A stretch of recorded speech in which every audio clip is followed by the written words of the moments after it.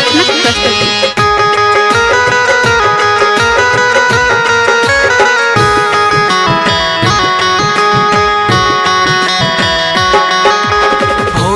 चलला ब्याह करैले संग में भूत बराती, चलला ब्याह करैले कि चलला ब्याह करैले।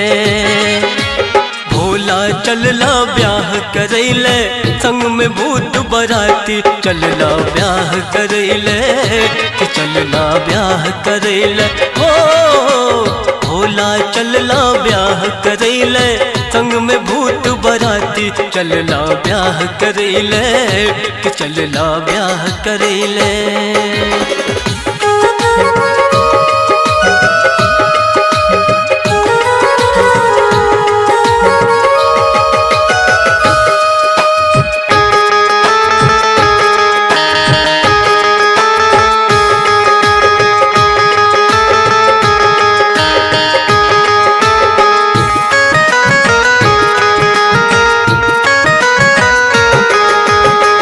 चखने उतार पे गेला हो सब बहरिया पी के संग में, भोला संग बातें केला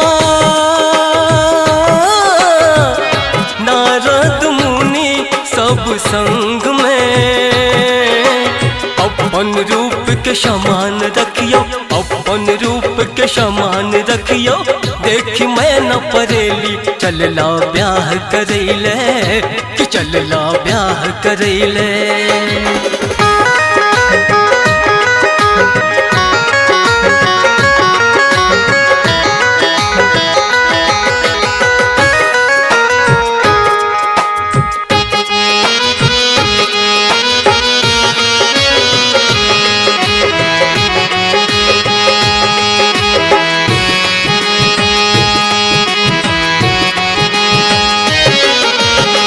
ककरो मातो नहीं, ककरो मात बरका छैयो, ककरो आँखो नहीं, ककरो आँख बरका छैयो। नाचत गावत डमरू बजावत, नाचत गावत डमरू बजावत, हवा तूफान उड़ावे, चलला ब्याह करैले कि चलला ब्याह करैले।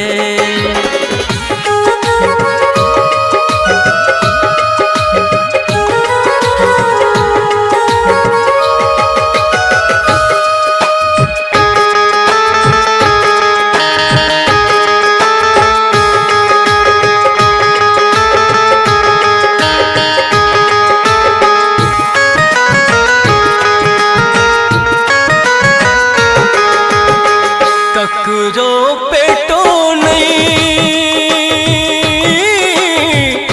ककरो पेट बरका छैयो, ककरो हाथो नहीं, ककरो हाथ बरका छैयो। नारद मुनि मैं न मनावली, नारद मुनि मैं न मनावली, शिव से ब्याह कराओ, चलला ब्याह करैले कि चलला ब्याह करैले। भोला चलला ब्याह करैले संग में भूत बराती, चलला ब्याह करैले कि चलला ब्याह करैले।